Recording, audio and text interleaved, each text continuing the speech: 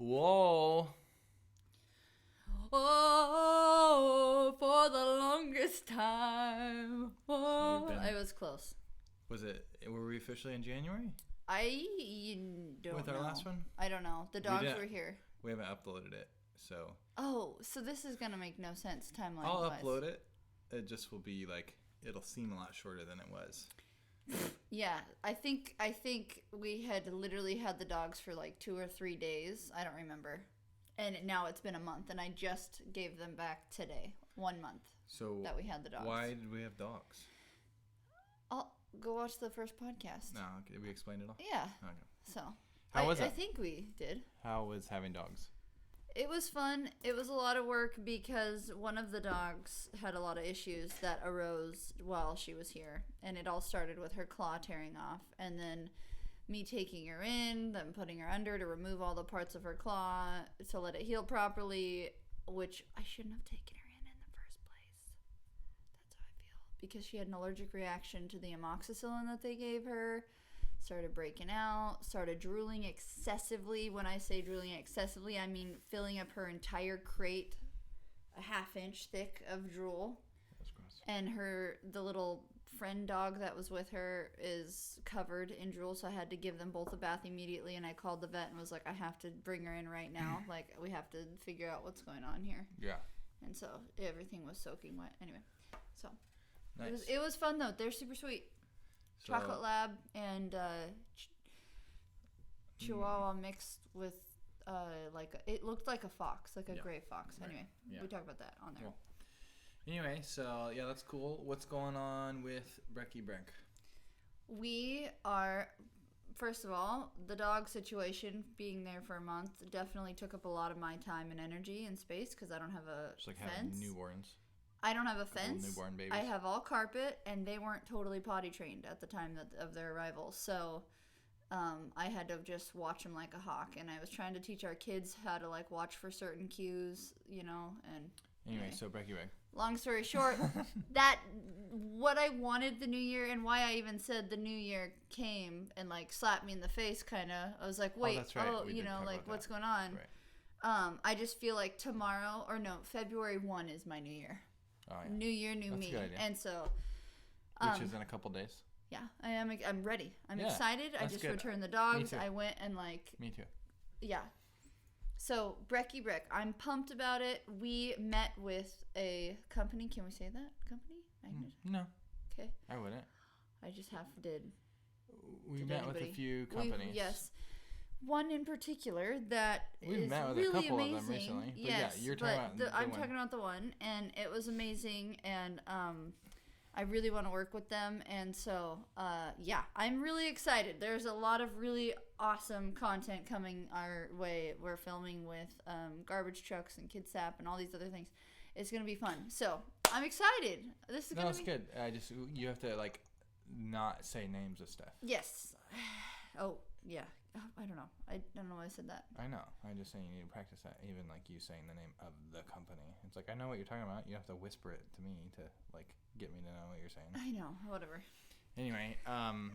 But we're and then an app. So. That's the biggest part. So. It's been a minute. This is the whole reason I think I wanted to do podcasts. It's just so you could practice talking. Practice talking. Yeah, because you sound like an idiot. And I want you to not sound like an idiot. That's not what I'm saying. No, I'm just saying it's good to. Yeah. It's good. Let's go. Move on. Anyway, so we are going to be launching a Brecky Breck app. So we're in conversation with Uscreen, which is the company. You just said a name. That's not a partner. This is a service we're using. So, I know. I'm just. I don't know. Whatever. Okay. They're partnering with us as a service. They're offering their services to us. We're going to be paying them lots of money a month. So. Anyway, so we've just been talking about Brecky Breck and content, and it's I don't know. We've said this forever, but there's something beautiful about like our journey versus if we would have gotten all of this traction right away, and it's like it's allowed us to really ask ourselves, what do we want this to be? Mm-hmm. And so the app, we've talked about an app before. Mm-hmm. I think we're just at a place now where it's like we find ourselves like catering our content for the algorithm on YouTube and to like try to get it to be successful on YouTube without really thinking about the engagement or the people that like are Matter consuming the it. most, right. Yeah. And so for us, you know, first of all, we've had a number of people that have requested an app or maybe aren't comfortable on YouTube platform that said, hey, we would pay for an app monthly if you had one. And then the other side is like if we had a subscriber-based app that paid for itself through through people that basically subscribe to the app, then our flexibility was down, or I guess the creative direction would come down to what people wanted to see. Right. So, if we had, an app with a number of subscribers on there, instead of trying to think about what's going to be popular on YouTube, we could prioritize what do people want to see and make that content. And I think that's something that we're excited about, that opportunity. So, an app, it'll be a lot of work. I'm dreading that piece of it, and it's a lot of money. It's like $2,600 a month. So that's more than we pay for rent and my office combined. No. What? Yeah. No. So that's more than we pay for rent. That's for sure. Yeah. No, it's a lot of money. So we're gonna need to really put the ask out there for friends to. Yeah, and that's what we've been talking about. It's like app. how to ask, right? It's like what are we gonna $3 or $4 a month? Yeah, probably $3 a month, and then the other side, and this is we probably both have these fears of like, all right, if there's a accountability that you have to. Well, and that's the thing is like we've been able, like this month I had me having the dogs, like we've just taken a break and we're like, it's okay, we can do that because we don't have any big corporation or company or legal agreement breathing down our neck. But if you have subscribers that are paying for an app, then you definitely feel a little bit more accountability. Which I don't think like that's a bad idea. I'll be able to do like live interactions and like shout outs more often. I don't know, I'm excited about that because my favorite thing right now is Cameo. Yeah. And so to be able to like do that more consistently, I think would be really fun. Yeah. So it'll be fun. I'm excited about it. Yeah. Yep. And then otherwise just like trying to get creative with content this year and then once we open that door to like being able, the other side of the app too is like there on YouTube we don't really have a way to engage with our audience. Right. You can't comment, you can't. Right. Yeah, so aside from like parents finding you on social media, there's no real way for you to like ask questions or get feedback and stuff. So this hopefully will be more of a direct like conversation conduit for the fans and like the families, I guess. So. Yeah. It's exciting. It's just definitely a little bit more. It feels kind of vulnerable, like to make an app. It's like to ask people for direct support. It's like, do you believe in it enough to ask someone to pay you money? Yeah. I mean, that's about being more no, rhetorical. I do. I really do. Like, yeah. Really good. It'll be good. How was your day today? It was good. It's Sunday. Yeah, I'm like I feel hot. Right now, even. Yeah, a little bit. You're still wearing your whole. You haven't changed. That's it's correct. like when I walk in the door at our house, I go right to my room and change into debating comfy going into clothes. my office today. Oh. And you said you were gonna like let the kids watch a movie, so I was like, oh, maybe I'll just go to my office to work, and I didn't. Because I didn't let. Yeah, the kids ended up just playing. So. Yeah. So that's why I'm still here. I got dressed up for the podcast actually. This week it's been a weird week because we had Miles' birthday trip, which we can talk about. Miles turned 10, which is crazy. Yep. And so like the day we woke up for that, I felt like nauseous, like my stomach, and then I felt better-ish the next 2 days. Miles and Kylan both felt nauseous. And then Miles ended up throwing up. Back up. Yeah, we can go back to last week. No. Yeah, it was last. Like 2 days Friday. prior to that, Maverick was feeling nauseous and had diarrhea, and he threw up at a BMX race, which at the time I thought was just because he was overly nervous from not having raced for so long. And then the diarrhea started that night, and so I was like, oh, okay, like that's not what we were dealing with. So, and then retrospect, I was like, I'm so proud of you. Like you raced really well for having had the flu. Like, and I feel terrible that we were around a bunch of the kids, but they're all keeping their distance with their helmets and all that. But I don't know if it's the flu. I don't even know. Yeah, I don't know what it was. Like 24 weird. hours. Mm-hmm. And then, so then what was it? It was So the then, next day. It was like 2 days later. No. It was Saturday. So he threw up Saturday. And then Sunday we had the pump track meetup.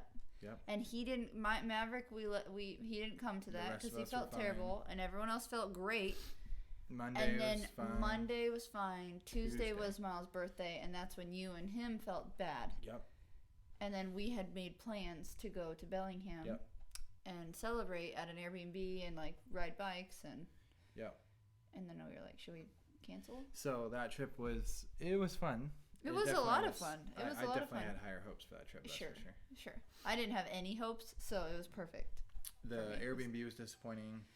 That was disappointing. So we woke up that morning like, first of all, we had the dogs, so I had to drop them off at the babysitter, the dog sitter, and then I get home and I'm like, Kylan's like curled in a ball on the couch, and I'm like, do you want to go? And we're like, yeah, we're doing it. And then Miles is like, and I said, well, if we're gonna feel miserable here, we might as well feel miserable in an Airbnb with a hot tub. Yep. So we were like, okay, let's do it. So everyone just got up. Yeah, not an Airbnb hot tub. No. No. We didn't have yeah, everyone had moved on from that already. Maverick, I should say, he was the only one that ever had it. And you never had it. Yeah. So it doesn't matter. Anyway, I was like, never had diarrhea. So we just muscle it up, get going, brought a bowl and some activated charcoal. Let's just make this whole podcast about that. Activated charcoal. Wait, why are you so good. Talking about it?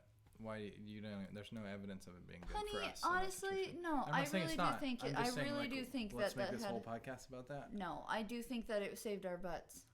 No pun intended.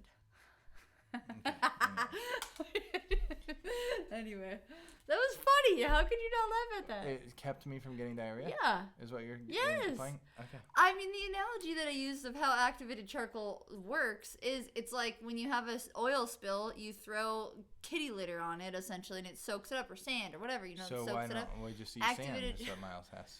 Activated charcoal is fine powder that helps absorb and break down whatever. It doesn't matter. I'm not gonna I would have a whole podcast when about you this. Get into like start my own podcast called Activated Charcoalist. All right. You just follow with Breck on Instagram and you get all the information you need. I can't log into my with Breck account, no. Kylan's like, shoot.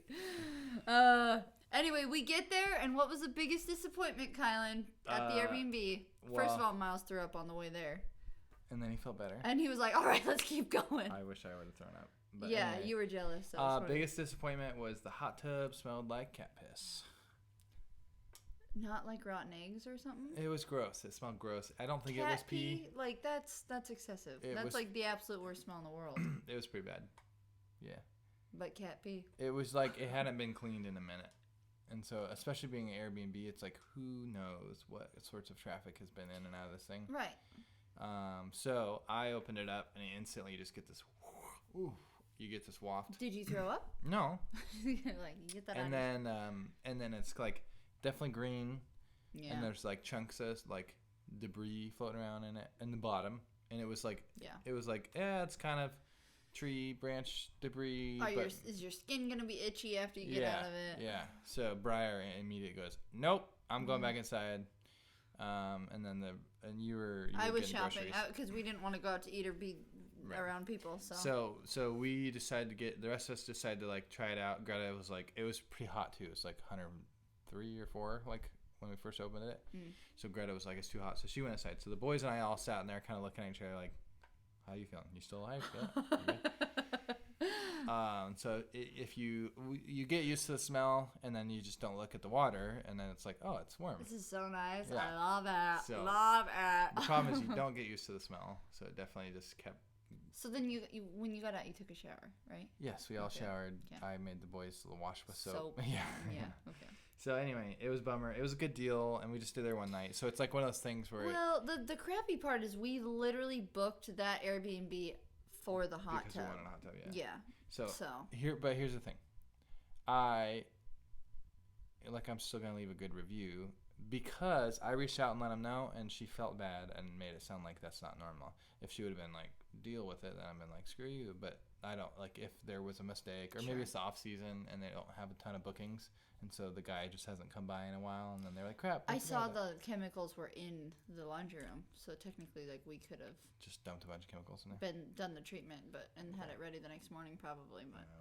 Either way, we ended up having fun. Like, I went grocery shopping and bought Uno cards because we didn't bring any games or anything.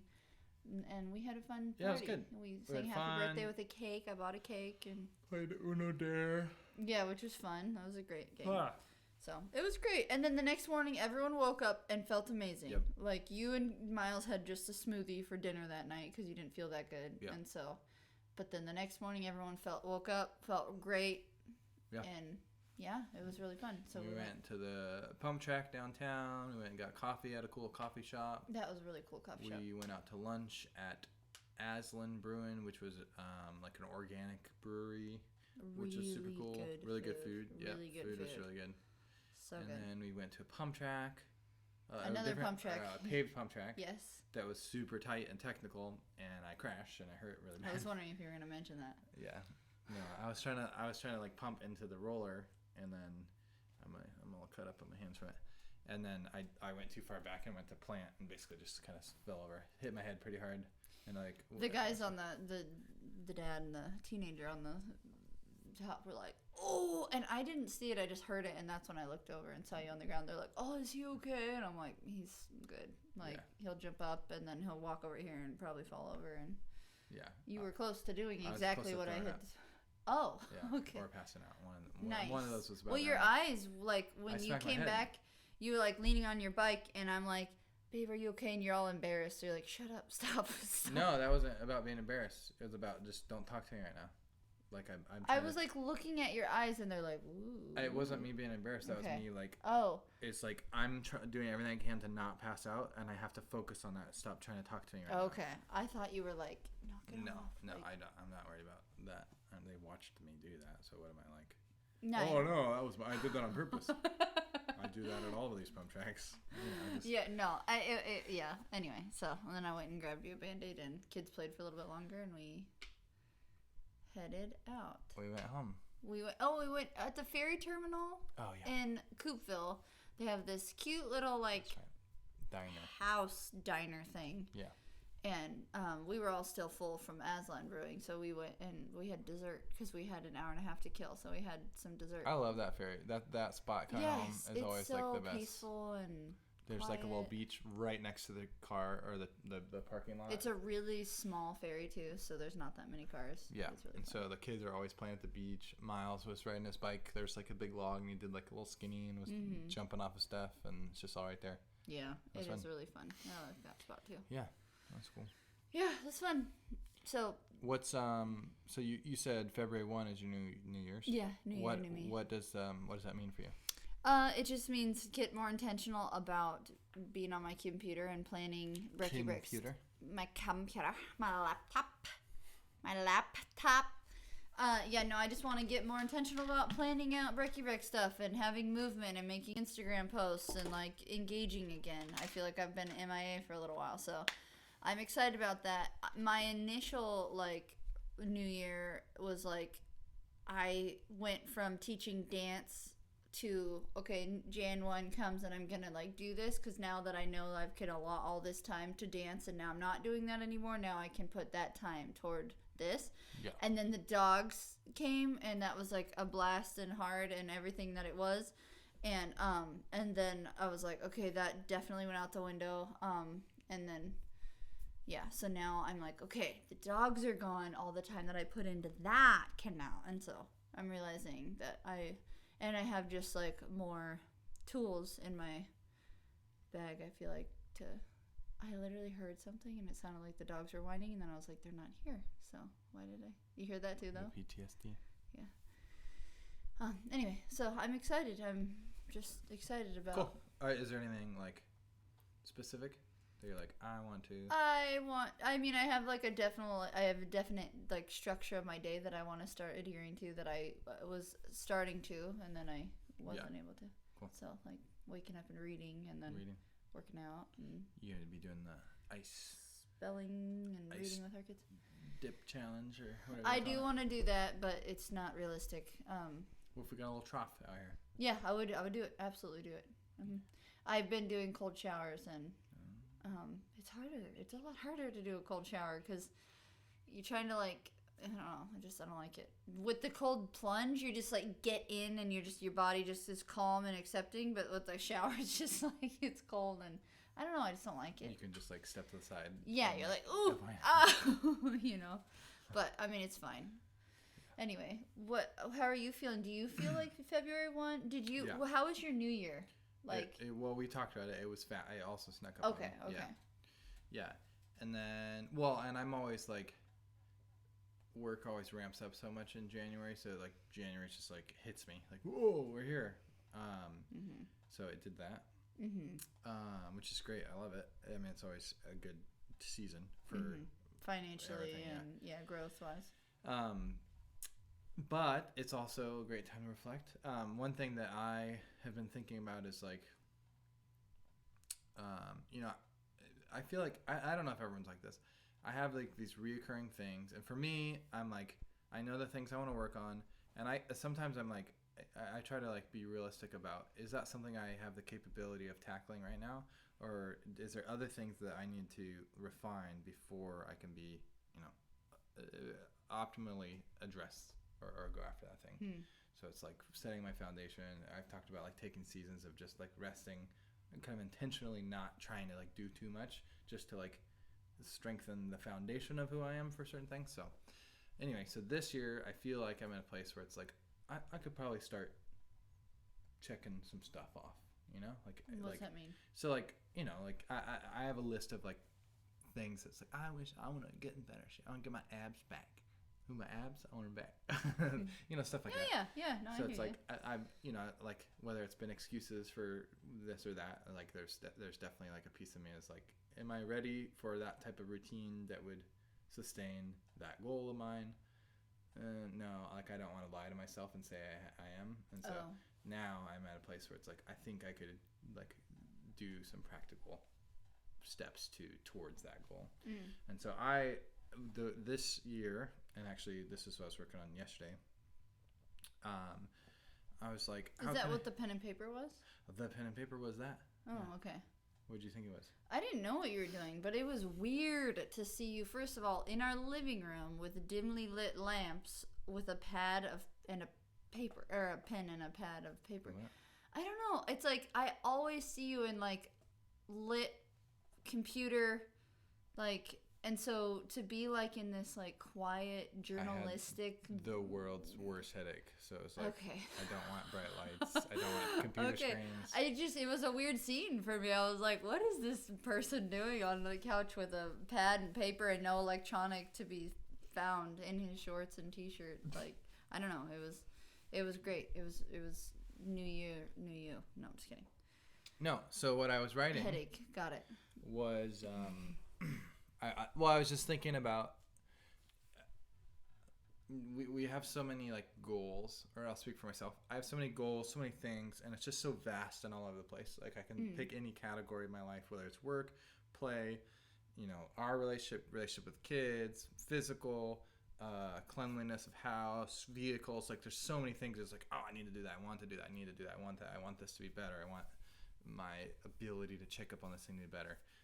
And obviously there's a range of like priority. It's like, I don't, I want it to be better, but it's not bad, versus there's some there it's like, it is bad. So what I was thinking is like, and instead of trying to like just remember everything, would it be better for me, and this is what I ended up doing, is like, I'm just going to write down like all of the, I don't know, it was like a brainstorming session. Okay. And it was like, I want to write down all of the things that I'm not insecure about, but it's like these things that are incomplete. That hurt. I love you. That's awesome. Yeah. I love that.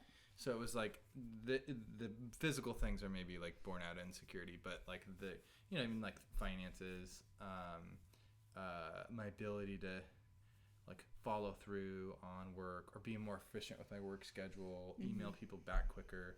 Like those are all practical things. It's like, I want to work on that, and I don't want to just say that. so I made a list of all just saying all those things. And then what I was like, all right, what I need to do is like create like real things that are going to help encourage change in these areas. So I went back to every single one of those things and was like, what is something that I can write that's like either buy this thing because it'll help you do this, or do this, it's like, so there's like routine, buying like something, or like getting a tool to help me do something. So I basically was like creating a solution to each of those problems. Okay. So,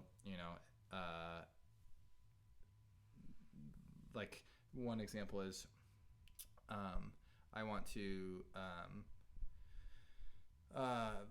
like,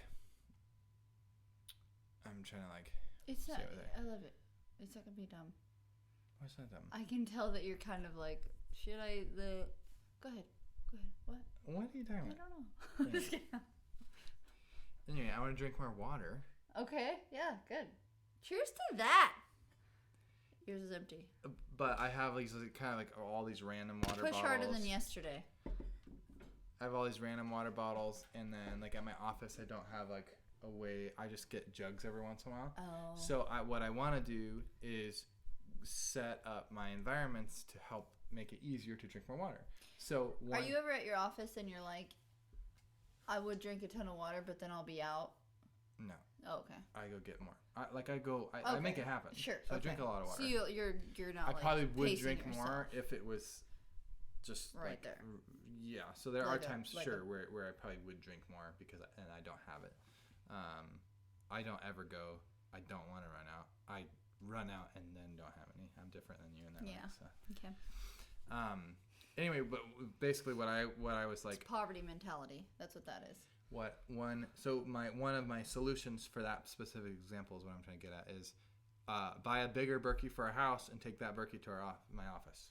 Okay, that's 1.5 gallons right there of that Berkey. But yeah, you could fill it. Well, how would you fill it up in that sink in the bathroom? There's a utility sink as well. Oh, really? Yeah. Oh, where's that? On the other side, over by the safe. You never open that door? No. Anyway, so that's an example. Sure, yeah, like, no, that's a great solution. So that's a purchase. If you buy this thing, it'll directly correlate to an improvement on the thing that I want to work on. There's a number of, I don't know if you want to grab that. Like, I probably get more examples. Is it the blue thing that you need, or just those? No, see what I mean? An actual pad.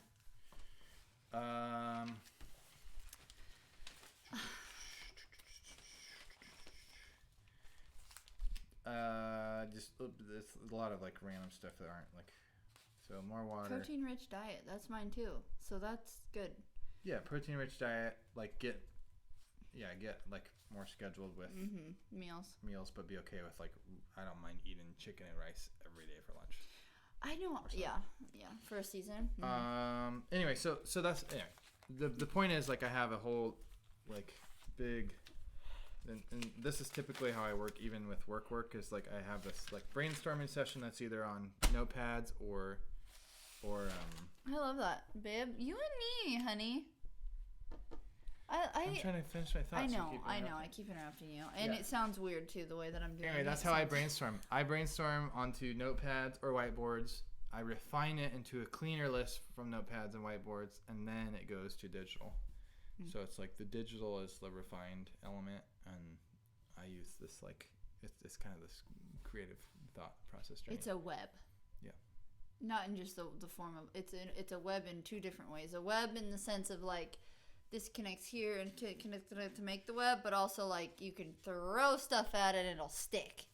That's right. The way that your processing works, which is cool because it's you.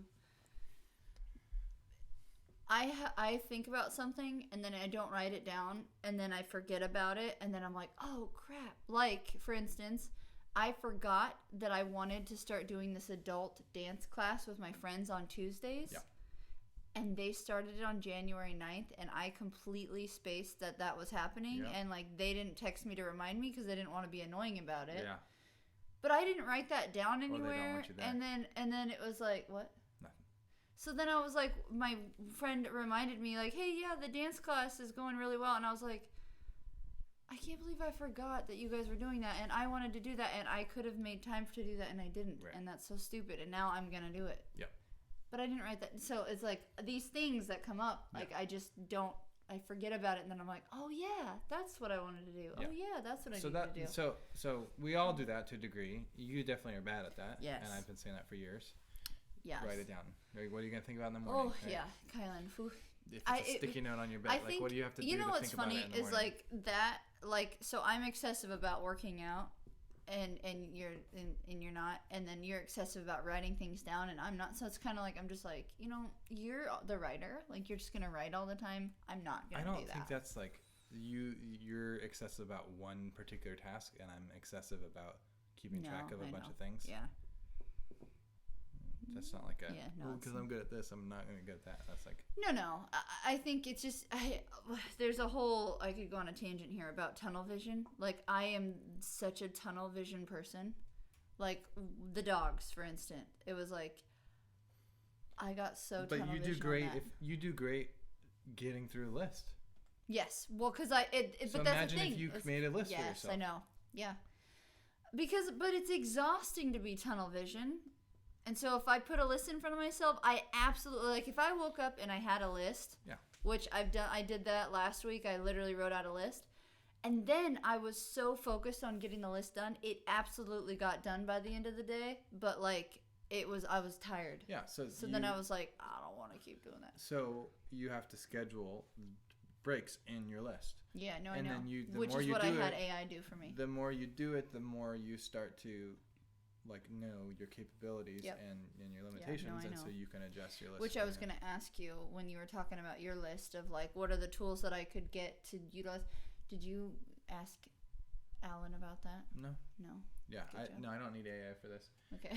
Most of this stuff is stuff that like I'm aware of and have been circling for a number of years, and so it's just to like a matter of me like deciding to attack it or not. Sure. So it's not like a new thing. Like I have no idea how to do this. It's like no, I know exactly how to wake up and be intentional about X, Y, Z or whatever that is. So Frank, he's literally stepping on your computer. Honey, how's our boy? Cutie. He's like, those dogs are gone. This is great. Yeah. Oh, buddy, I'm excited to see him lay in the living room floor again. I'm excited to see him gain some weight.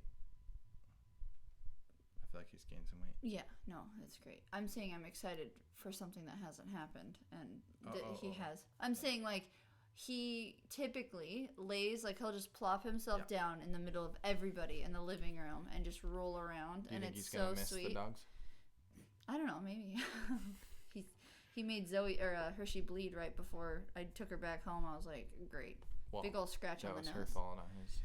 Yeah, but it stopped bleeding right away. Anyway, but so we went, Briar picked him up and put him in the middle of the living room after the kennels were all gone and the dog beds, and he didn't stay there. And I was like, oh, it's going to take a while for him to get used to the fact that he can do that again. It's a safe zone, yeah.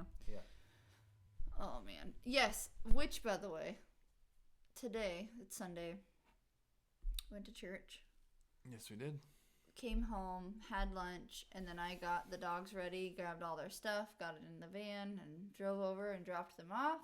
I came back home, took a deep breath, and was like, okay, it's my new year now. Like, it's a new year. So then I was like, what do I want to do first? And I was like, I have not been sleeping well since we had those dogs because one of them has to poop at 2 a.m. like clockwork, right? Am I right? I don't know. I don't wake up. I let you. No, I'm saying, but like the times that you went to, absolutely. Right. Kylan had to like a couple, I think maybe 2 or 3 times in the course of the month. Yeah. You took her out at that 2 a.m. poop session, and she'd go poop literally. Yep. It was like, oh my gosh, like, and you could do everything in your power to try to get her to go earlier, and she just won't. It was like, this is. And then by the end of the month, you take her out, and within 10 seconds of being out there, she's just like, she knows exactly, and which is great. All this to say, I was exhausted, so I was like, I'm gonna take a nap. So the kids are like, what are we gonna do, Mom? We're bored, and I wasn't letting them play any electronics and stuff. But I was like, down here working. Yes. So I said, I don't know. I was like, you guys could like pretend it's my birthday and just clean the entire house while I take a nap. And I just like joked and went to bed. And I woke up. And the house was literally cleaner than when I do it myself. Yeah.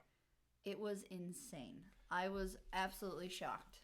There were a few cleaning fairies that came down and asked a few questions about the specifics of cleaning and tests. Like what? How to wash certain things like the pots and pans. With eggs and stuff. Yep. There were like hard eggs from this morning's breakfast. Yep. Mm-hmm. And then I went up there a few times, and they're just all 4 of them are just plowing away. Briar's got the like all-purpose cleaner, like wiping out surfaces. They were wiping, like they cleaned windows, which I don't do very often. Mirrors. Standing on the counter in the bathroom washing the mirrors. Miles scrubbed the stopper of the sink, like the bottom of it. The grime off the bottom of the stopper of the sink. And I woke up, came out there, and all of the candles that we have were lit. The carpet was completely spotless. Like, they vacuumed really well, which typically I felt like I've always struggled with how they vacuum. It's just, like, spotty and not that good. I was just totally flabbergasted, to say the least. I was like, I cannot believe this. Cannot believe it. And that made me so happy to realize that, like, first of all, they can recognize what cleanliness looks like. Like, the fact that Miles scrubbed the stopper and, like, she cleaned the mirrors and Maverick wiped down the dining room table and scrubbed, like, the sticky honey off of the table from this morning. I was just like, I can't, like, that's crazy. Like, you guys are, anyway, it made my day. It made my whole year. I was, like, so happy. I got a nap and the house was totally, just the upstairs was totally clean. It made my bed. It was the best day ever. So, this day will go down in history. Oh, yes. Classic. Seriously. Nice. No. Was our date, was that before or after? It was after. We talked about it in our... I don't think okay. Anyway. Yeah, I'm excited for this month. What are we doing? What's the first thing that we're doing this month, babe? Wednesday. Working. Wednesday? Wednesday's the first day of the month. Yeah, okay. Wednesday. Yeah, working. We've got dinner parties planned out. Like dinner parties, baby. Goal number 1, have more dinner parties.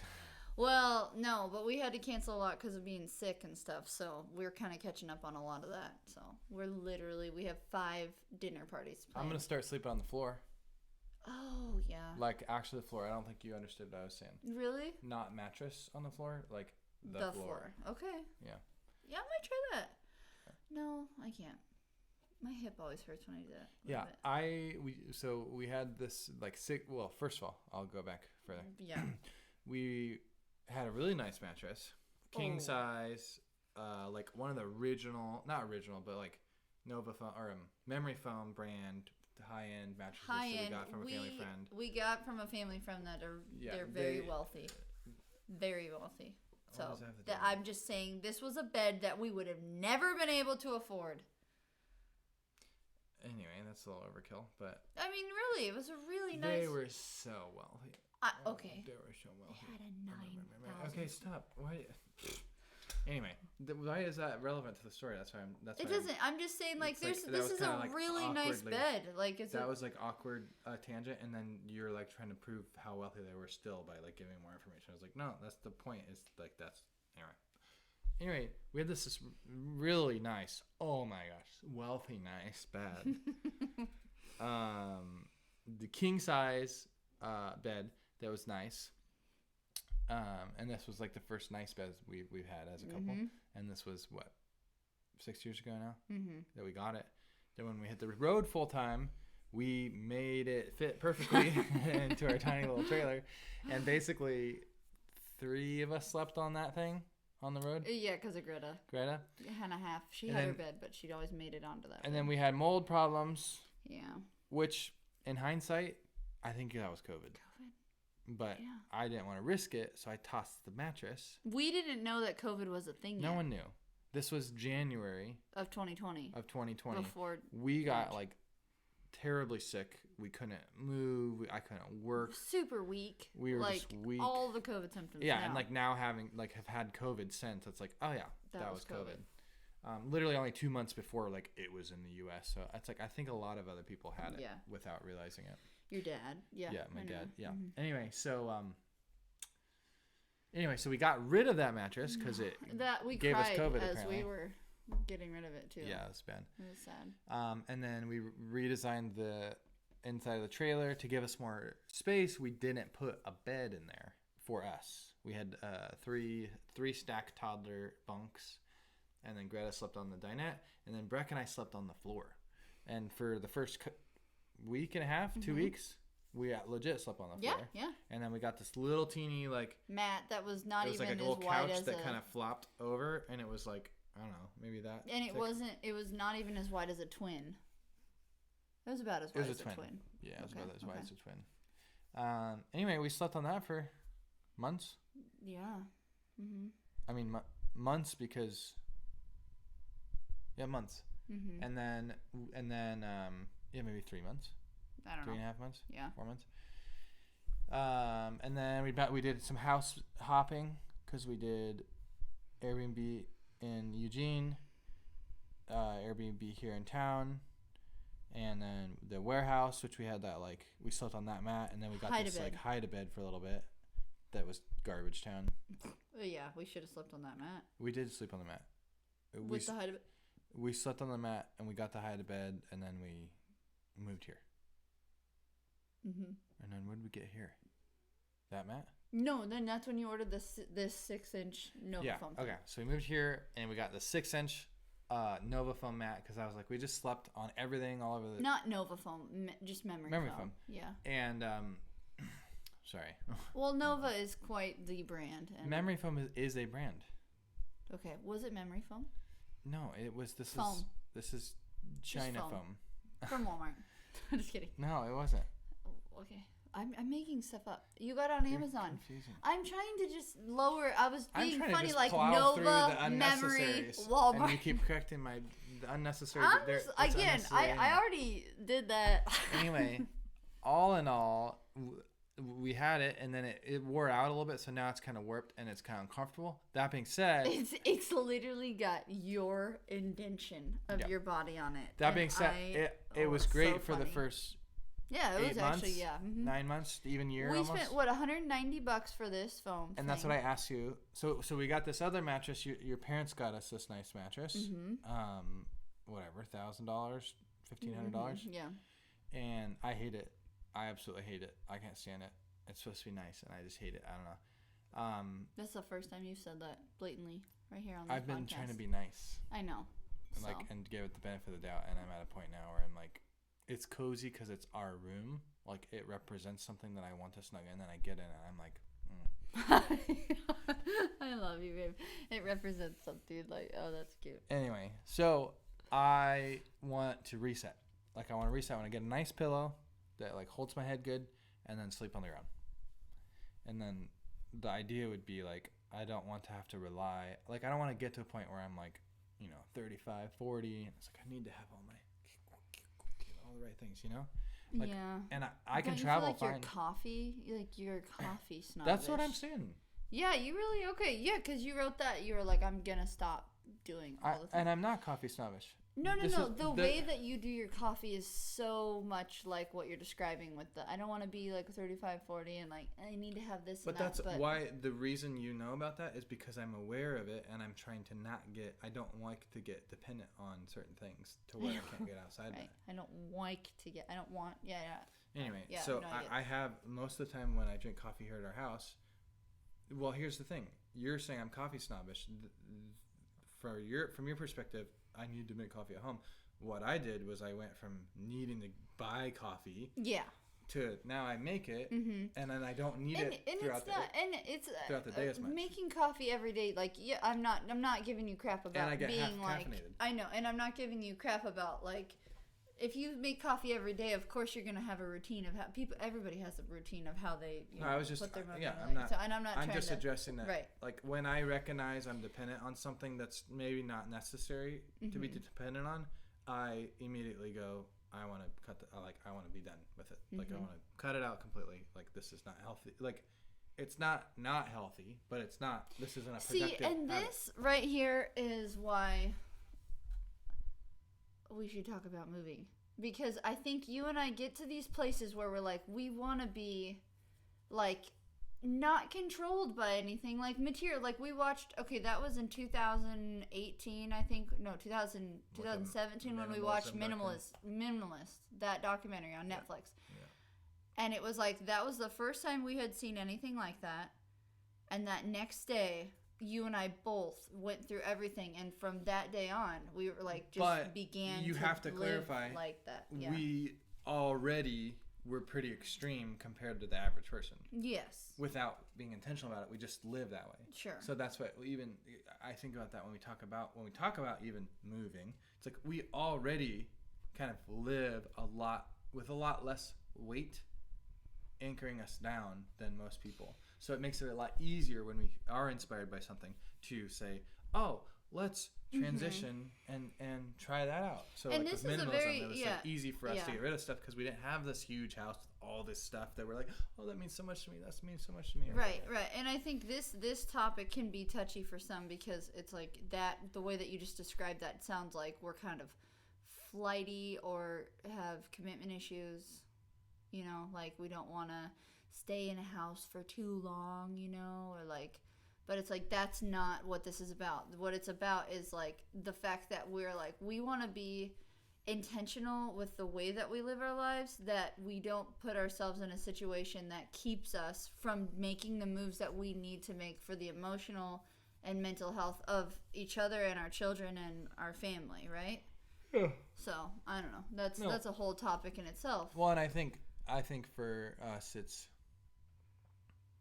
like what you were saying. You were having a conversation with a friend, and there's a general perception, but then there's this realization of like, oh, you're actually pretty intentional.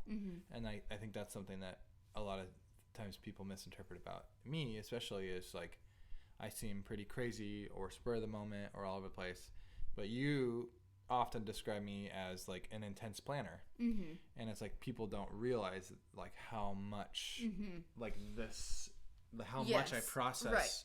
And so when I do make a spur of the moment decision, it's not based off of, oh, that's cool, I just learned about it for the first time, let's go do it. It's like, oh, I've been circling stuff. I've been preparing to make a crazy decision. Yeah, right. Like it's almost like spontaneity and adventure is a part of the plan in itself without having planned around that exact thing, Right. And I think that's huge because it's also based out of like growth, stimulation, and like the pursuit of like experiencing something that I wouldn't otherwise experience. So like as a family, you and I both kind of have this desire for an experience, right? And so for us, for people that maybe don't naturally have that, it seems flight, or it seems like you're giving up on all this. But for us, it's like we've experienced that, and so now we want to continue these things. And so even like being here in Port Angeles, it's like we've been here for 3 years. Yeah, now. Right. That's a long time. That is a long time. Yeah. And a lot of people would be like, that's not a long time, that's a short time. But it's like for us, it's like 3 years is a long time, especially with young kids. 3 years is a whole child. Like Greta is essentially, she's almost 5, 3 but years she doesn't remember anything to 10 else. Yeah. Well, and I think like 7-year-olds or toddlers. No, I'm just saying. I get what you're saying. I'm saying you go through a whole. When your kids are season. Younger, 3 years is a lot more than when you're older. Well, and I think the big thing that we talk about is like when you do this minimalistic lifestyle beyond just material things, but like with your actual life as well, it just like it keeps your life and your brain decluttered enough to really like feel and hear the Holy Spirit talk to you about moves that you should make, or like making decisions for ourselves and our family, and like understanding the communication, and realizing like because we live like this, we're able to like, you know, we could just take dogs. Like I had the capacity to just do something like that, because it was like, or go be with your grandma for 2 weeks. To be with my grandma for 2 weeks. It's like no one else in the family could do that. Yeah, because I've been like, well, you keep your life minimal to allow space and room to take on a challenge or take on something seasonally. And not that it's not difficult. No, but it's there's something about being able to, and I heard someone recently, it was on a podcast, talk about it being like being able to live your truth. And a lot of times people, I really hate that phrase, but okay. Not in the way that you're thinking is. Not live. This is my truth. No, what it means, like, be truthful to yourself.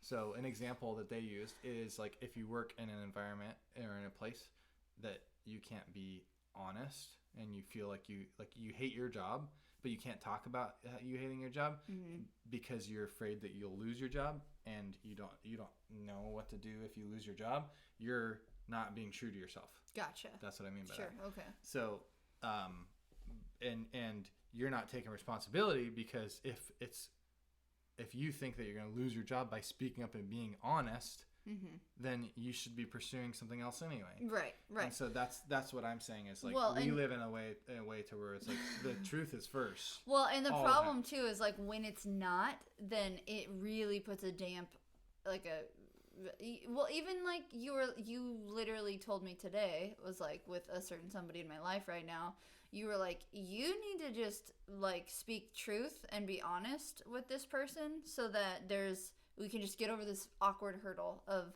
you know. And I'm like, I'm not that close to this person yet, and I'm working on it, and I have been communicating honestly, but you know, like that was a very like, this is the way that the Johnsons function, and you were like, we need to prioritize the truth so that we don't have to feel like we're walking on eggshells, because that moving at that eggshell pace is just slow and inconvenient and uncomfortable.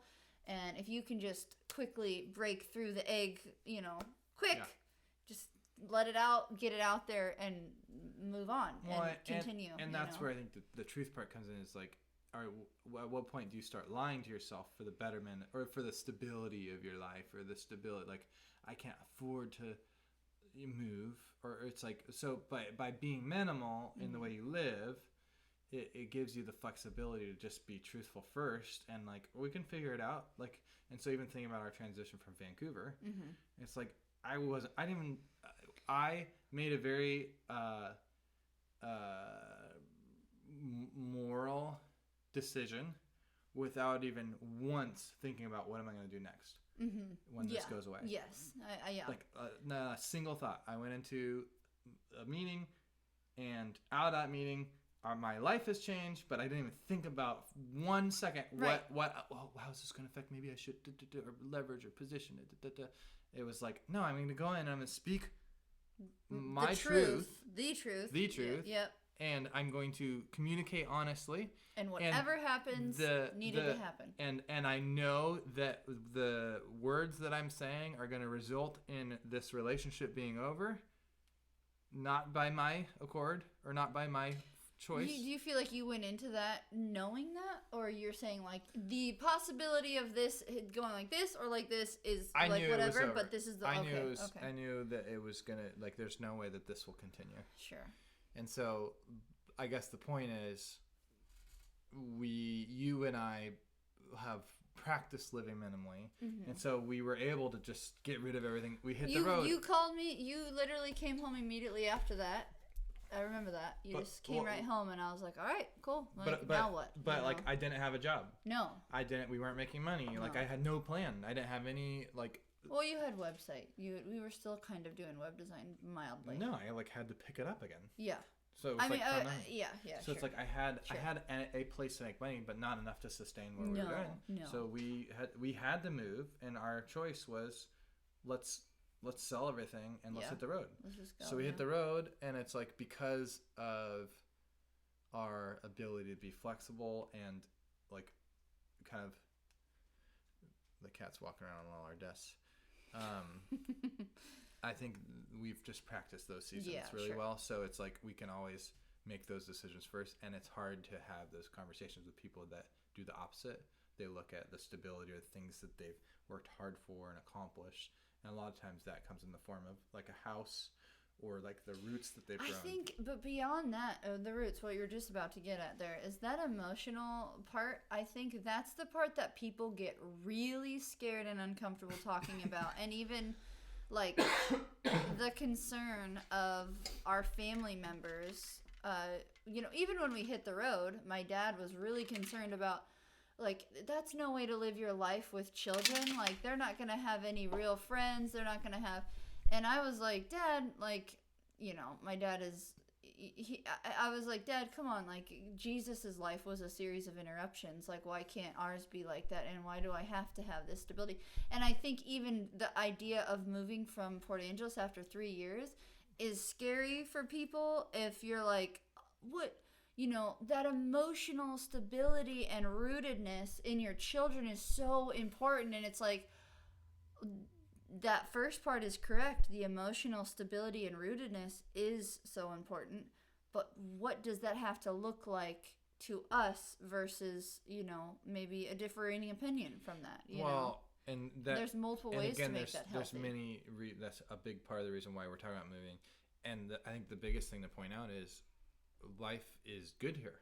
Mm-hmm. So it's not that like we ran into a wall or we can't we're thinking about the future and we're being proactive about, hey, what is the healthy decision for how do we start to like make changes I feel like our audience our live audience. It's so cute. You're so sweet, Frankie. I know, I love you. You this little head, so cute. But yeah, it's about like being proactive, and for us, it's about like what environment is good for us. And there's the reality of, we talk about this all the time.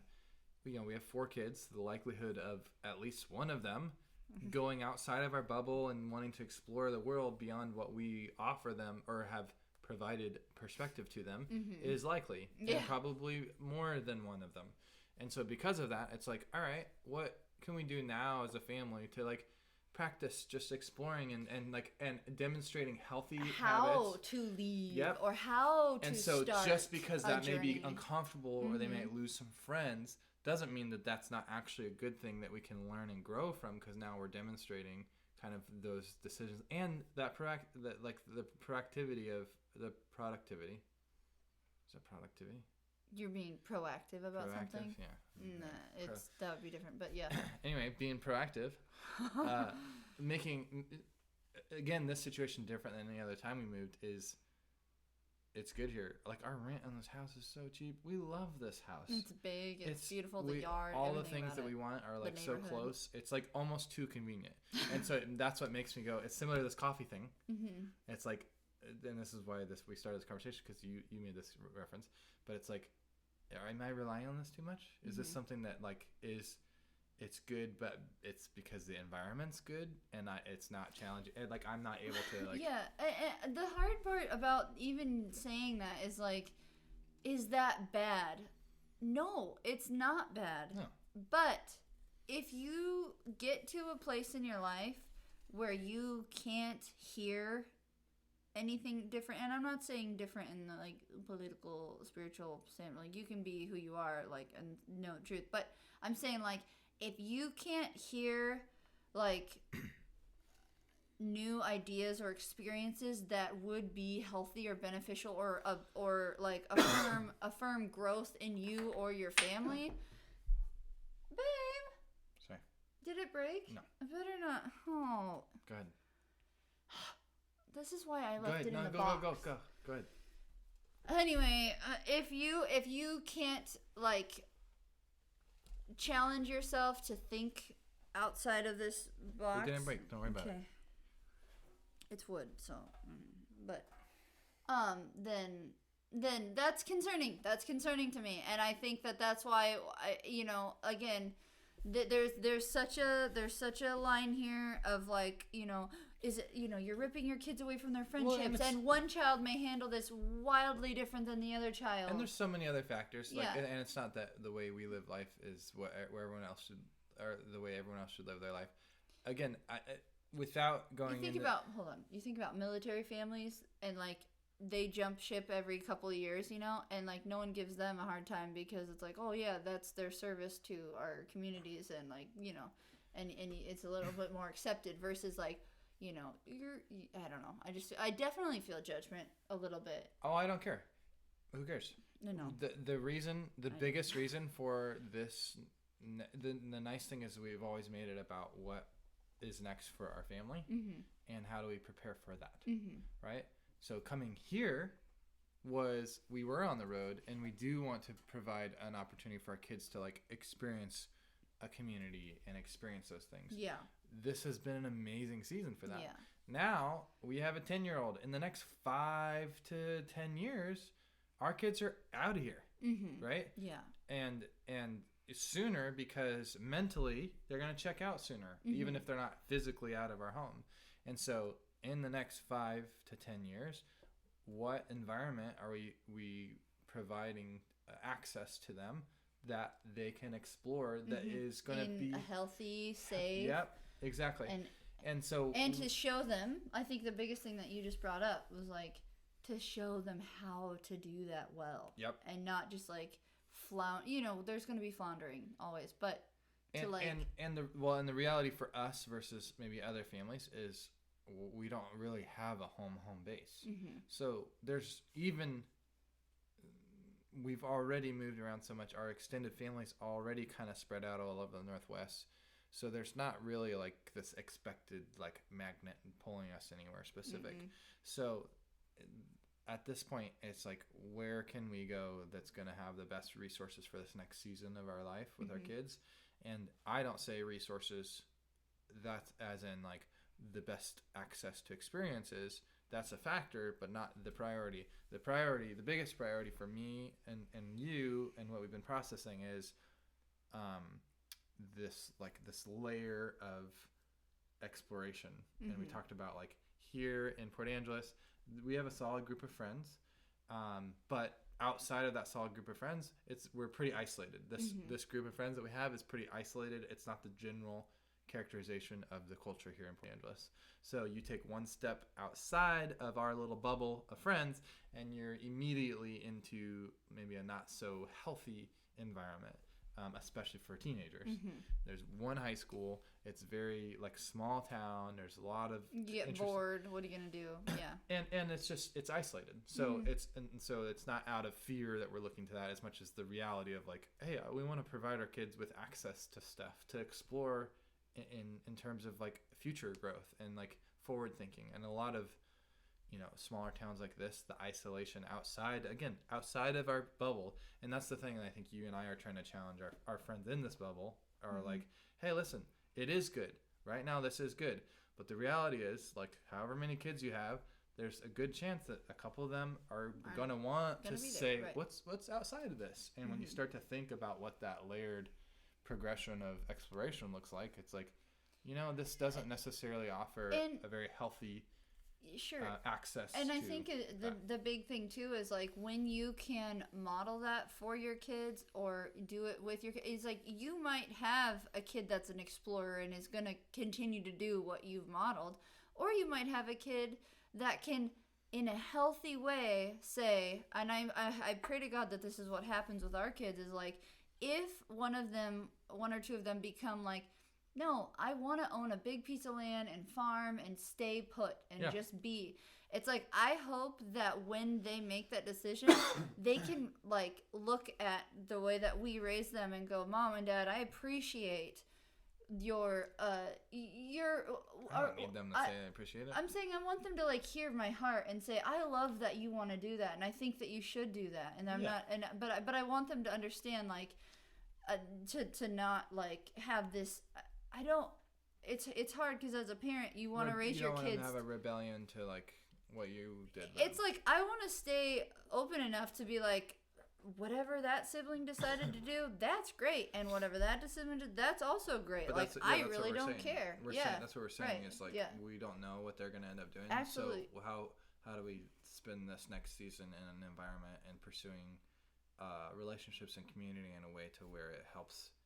And this is something I've been saying is like strengthen the foundation of the launch pad. Sure. It's like you're launching in the world with no idea where you're going. Mm-hmm. All we can do at this point is strengthen build up strength for how we launch you. Absolutely. And when you launch, you may be one of those rockets that just does this or like goes straight or just maybe it kind of pills out and never goes anywhere. But it's like at least the launch pad is really strong. Yeah. And that's our job. Yeah. There's no way of predicting. Like no. we can't.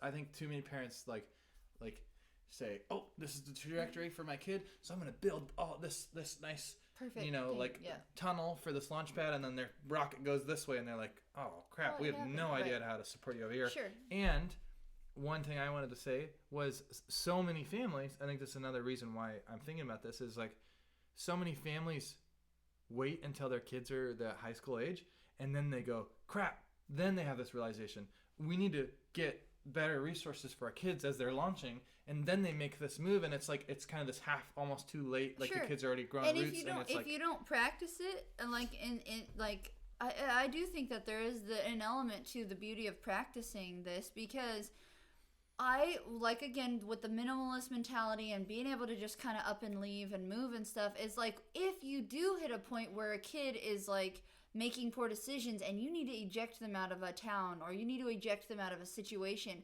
it's not like everybody, oh, but we're so grounded here and dad's job is relying on it or whatever, it's like, us away from this. And you're taking, like, there's no way we can make that move for you. It's like, nope, this is what we have to do as a family for this person or that person, and we will do it, and we're, to the best of our ability. And and I don't want to like say all this and then it's like there's gonna be I'm not like all knowing. I'm just saying I just want to practice. I just want to I want to practice. Encouraging as much as to the best of our ability. It's encouraging a healthy environment. Yeah, so it's like whatever happens out of that, we know that we were, again, to the best of our ability, we were being proactive about encouraging a healthy. And here's a huge part of it.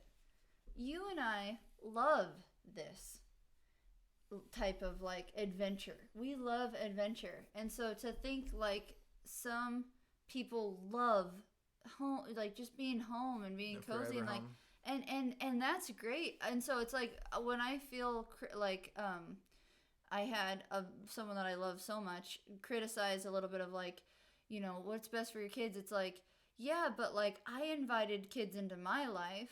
And sacrificing for them is obvious. Like I will always, like I'm a mother first. I mean. Do you know what I'm about to get at? Yeah, go ahead. I just wanted to clarify that you're talking for yourself right now. Sure. Okay, I'm talking for myself right now. Okay. I'm saying what part of it is like, hey, I want to continue to do the things that I feel are exciting and important to me, and I can bring them along on that journey, and like I can welcome them onto that journey.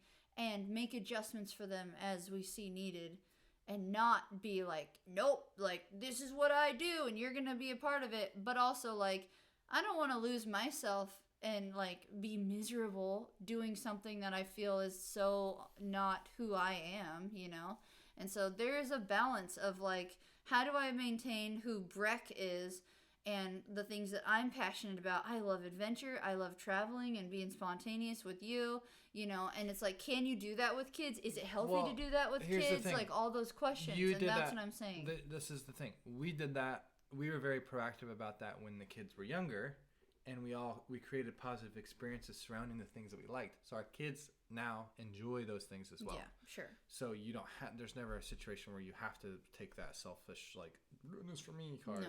Whereas if you didn't set that foundation with them and then started like, I've had it, this has been long enough without traveling and stuff, and then you tried to do that, then they'd be like, what? Sure. Like, I think you're being selfish. Yeah. So that's where I say I want to distinguish, because I don't have that perspective on it. For me, it's like, I'm definitely doing this whole next, like, for me, in the next 10 years is 100% for like the kids. Well, yeah. I mean, but the nice thing is I like a lot of things that the kids are into because we kind of plant the absolutely seeds. Right. But I'm saying like our kids, like if you would ask them, do you guys want to move? 3 out of the 4 of them are. Yeah, 3 of the 4 go. say let's go. Yeah. So I guess it doesn't work. If 3 of the 4 of them said no, what would you do? Let's go. See, that's what I'm saying. But it's not for me. It's not because I want to move. We had this conversation last year because we talked about moving last year. You don't want to move? Stop. It is. I want to move. To admit. What I'm saying, it's not because I want to move. Let me explain this. We had this conversation last year before we committed to BMX. Before we said, let's just try to get even more intentional with this community. Yeah. We said, let's move. Work, networking, Brecky Breck resources, blah, blah, blah, blah. 100% selfish reasons, right? And then we caught ourselves and said, no, let's try to be more intentional. You're right. I remember this. Right? Yes, yeah. So I said, let's be more intentional. Signed the lease for another year. Let's sign our lease for another year. Let's start volunteering. Let's just embed into the community. Oh, man, yeah. And we did. We did full bore. Absolutely. And it's been amazing. We turned up the heat. And it's awesome. We love it. Yeah, no, we love it. And then, so now I almost am satisfied or fulfilled yes. from those things. I love what you're saying right now. And so it's not even for me. That's why I said it's not moving for me anymore because I could be happy here and I am happy here. Now I'm able to see beyond that and say, you know what? I still want to move because of this foundation. Because X, Y, Z, but also it's fun. That's what I'm saying. Obviously, I'm not going to choose to move to a place that we all absolutely hate. Right. Right. There's prayer. It's just where does those priorities fall? And I think what I did was what we did this last year was prove that it's not. We don't need to move because we can't find community. That's not the reason why. And you know what I love? Like I've always said this is like, and I literally was just explaining this to my mom about like, as a stay-at-home mom, I had to like realize. Because for a season there at the beginning, I was like, I do not, like, this is not what I signed up for. And it took, like, my mom and my dad and my husband kind of smacking me in the face and being like, this is what you're doing. Like, your children come first. Like, this is what you need to do, Breck. And I was like, okay. I had to, like, readjust and go, this is, yes. So I've always said, you are more than welcome to work. Yeah. Well, but it was like in my heart of hearts, it's like, no, I don't want to just send my kids out the door. Yeah. Like, I want to be a part of their life. You're more welcome to work. I wait till you say that, and then I say, okay, if that's what you want, then you need to do it you know, and not just crumble. And I was like, yeah, okay, you're right. And so then I had to readjust my mindset and go, okay, God, if I can handle this season 100%, you will give me the next thing. And honestly, I felt like because I acknowledged that and I said that and I started to work at that, then the next thing came, which was Brecky Breck, the start of that and that opportunity. And I really, truly feel that. And now I'm at the place now where even what you just said about, last year saying, you know, let's just take this time and really get into the community. And then we did it 100%.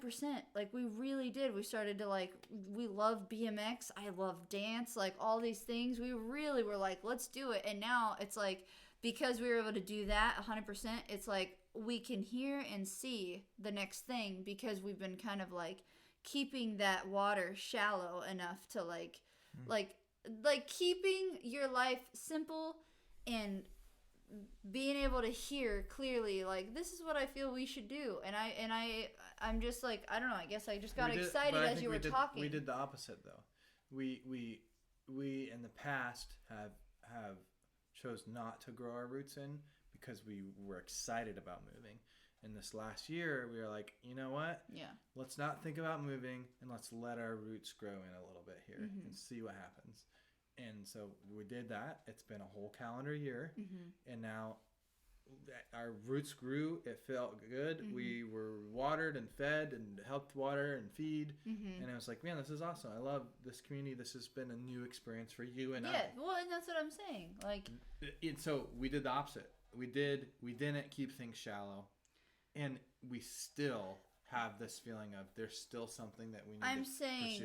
I'm saying we were able to hear enough to, like, we kept our life, like, decluttered enough to, like, understand that, like, this is important. Whatever. You're contradicting what when I say shallow is not the best word to use because it sounds like you're saying something that's different. than what I'm saying. Because you're... I get what you're saying. We have always kept our life decluttered enough, so even in the midst of growing our roots, we still are listening, is what you're saying. Yeah. Okay. Thank you. Yes. I'm just saying, like, yeah, we got more intentional, and we I know. Like, created stability, you know, the stuff that we always preached against, and we did that, and you're like, yeah. Anyway, so we didn't do any of that. I know. And we were, you get it. You got it. Yeah. You good. Yeah. You get it. Got it. Good. You explained it. Yeah. For me in half the time. So, and then here's something you're struggling with that I'm trying to do on purpose is talk about moving and not move right away. Yes. I cannot stand that. So I was like, in the midst of this, I was like, for the sake of making sure this is truly like Frankie, for the right reasons here. He wants me to let him out. I want to like, all right, if this is how we feel, what if we said when I first talked to you, it was like 2 years. Mm-hmm. We said in 2 years, in the next 2 years, if we like if we tried that on and said, what if we moved, what would that be like? And then it was like, let's identify a few places that we could see starting to fulfill that those priorities in terms of like a place. But the thing you struggle with is like, well, if we're just going to do it, why wait? Well, no, but I'm at the point now where we've got, at the time, that's what I was thinking. But I'm at the point now where, where I want to give our community, those rooted people, a forewarning and not just be like, oh, and we're moving next month. You know, that's what I'm saying. But we haven't really started talking about it with anybody. That's the point. Is you keep saying our rent's up in October, so that's the ideal month, and I'm like, maybe we do a whole other year. Maybe we do 6 months after that. Really? I keep trying. Oh, really? I've said this like multiple times. And you don't like it, so you don't listen to me. No. If we go to where I want to move to, then it's going to be cold and more snow than here and we're used to. So I'd rather, what if we waited till the tail end of winter to move there? Instead of the beginning of fall. That's right. What I was, yeah. Yep. Sure. I mean, whatever. Yeah. I mean, I'm anyway, here for the ride. The point I'm getting at is I'm not just saying, all right, we're doing it. It's like, okay, try this on. What if here? What if here? What if here? I'm processing. I'm planning. Yeah, and you don't want to do that. You started this planning last year, so yes, I am. I'm here. I'm along for the ride. I'm not like freaking out. Babe, every step of the way has been like, all right, tell me when we're doing it. That's been kind of your mentality. No, I think. Well, there is an element to tell me when we're doing it, so that I can be like, hey guys. You know, I'm a part of a homeschooling group. I'm a part of, I have to think through all that. So instead of just being anxious and trying to pressure, just talking about it, let's plan for how much time you want to give your homeschooling. That's what I'm saying. So you need to talk about that. If that's apparent for you, then let's turn off the podcast and have a meeting. Do you understand what I'm saying? Though? Yeah. You need to talk about that. I am thinking about that for the connections. So do you have a timeline in your head? No, but I know the commitments. Let me explain. Okay. The commitments I have and the relationships I have are kind of like summer to fall based. Okay. So pretty much after fall, I get what you're saying. I have like, it's not as like immediate. So whether it's 1 month or 6 months, it's like not that big a difference. So I'm not concerned about that. Also, I'm also just like playing it out. It's like, I don't know if it's going to be October 23, October 2024, or somewhere in between. And for you, you've just been like, if it's October 23, that's kind of been your only mindset. For me, it's like, how much runway do you need? If you're in the middle of a homeschooling group, do we go at the beginning of the year? Do we go at the end of the year? Like, let's start planning out what would be a good time to land in a new place, to start to build relationships in the summer. If we're trying to do XYZ, do we want to have the summer here go? Realistically, fall wouldn't be a bad time to move.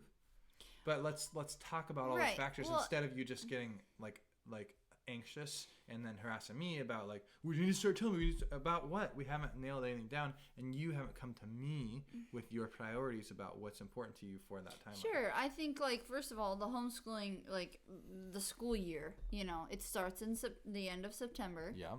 And it's over in June. Okay. And so it's like, if we're going to stay another year, like, then I need to kind of prepare, like, you know, like, then I'm not registering for this next fall season, you know, come October. You know what I'm saying? So let's talk about, that's what I'm saying. Let's start to talk about all those things. Yeah. The BMX season will go, you know, nationals isn't till November. So it's like, are we going to try to move and then fly down to Tulsa and race nationals? Mm-hmm. You know what I mean? If we move to Spokane, then it's going to be, it's like snow's going to start piling up. Do they in have November. any indoor? Yeah, sure. Yeah. I'm not talking about racing. I'm just talking about like living and trying to like get used to a new area and new friends. Does it start snowing in September and October? Yeah. The point I'm making is there's a lot of different things that we can start to build, and the whole reason why I am doing this ahead of time is to start to like factor in new things that we've never factored in before, and just be more intentional about this season. Sure, we've been more flippant in the past, and you're trying not to. I'm just like, hey, is this like, let's leave it open and make sure this is something that's like, you know, good. And like you've been slowly talking about it with friends, and they've been able to challenge you on stuff, so it's like good. It's like, nope, we're doing it. See ya. Whoop. It's like you have been able to have this conversation. So yeah, like I would say, if you're already having those conversations, then it's your responsibility to tell your friends, not me to give you the heads up to tell them. It's like, why? Well, I'm saying I just want to be on your page, and sometimes I'm just like, if I'm over here like mentally, emotionally, and physically preparing for October, but that's what I'm saying. And you're like, October comes, and I'm like, bags are packed. But that's what I'm saying. I said goodbye, and you're like, well, you know. But that's what I'm saying. You say in one breath, tell me when we're going. But in the next breath, you're like, it's October. Because I'm always the one to pull the trigger. So I have to get with the planner guy and be like, tell me when you're ready to pull the trigger. No, come plan with me. Sit down and plan together. I am. I'm trying. Write some stuff down. You know what I mean? Like, do a brainstorming session about what are all the things that you would want to do to wrap this season up well. Have you done that? No. Have you? Yes, like 100 times. Really? Yes. Well, why haven't you brought that up to me? I've talked about this before. We have to go, everybody. This has been a great conversation. How long is this? Oh, okay. All right. Bye, guys. Thank you so much.